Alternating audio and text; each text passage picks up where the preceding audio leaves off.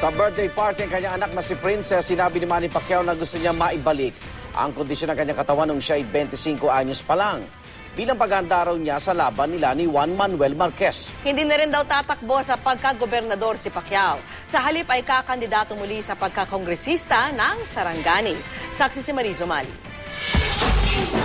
Napuno ng kantahan at sayawan ng 6th birthday party ng anak ng ating pambansang kamaon si Representative Manny Pacquiao na si Mary Divine Grace, mas kilala sa palayaw na Princess. At dahil Princess Ballerina ang tema ng party, may handog pang ballet dance si Queenie sa kanyang ate.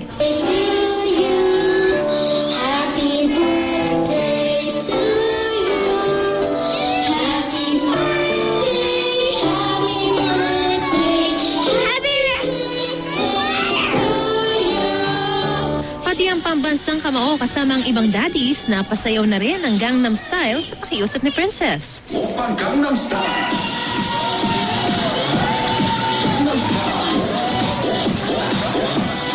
Bukod sa sayaw at party, regalo rin daw ni Pacquiao sa anak ay damit at laruan. Salamat naman at lagi kong dinadasal sa Panginoon na mapalaki ko silang tama at may takot sa Panginoon. At yun ang lagi kong dinadasal at tinuturuan ko naman sila ng tamang pagkikitungo sa ibang tao at pagdarasal sa Panginoon. Habang ako'y nabubuhay, siyempre mamahalin ko siya. And I'm very thankful to God na God gave us a daughter like Princess.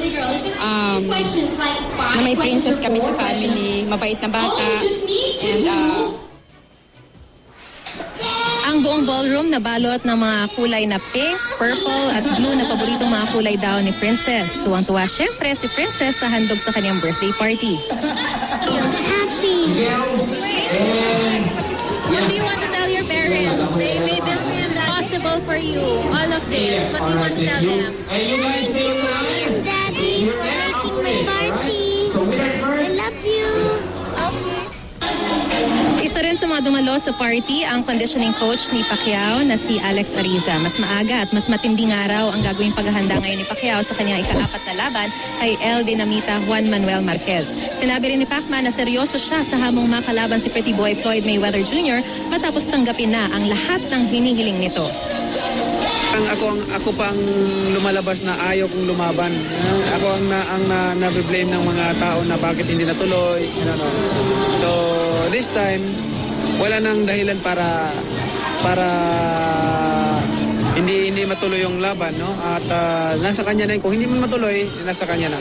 Ako si Mariz Umali, ang inyong saksi.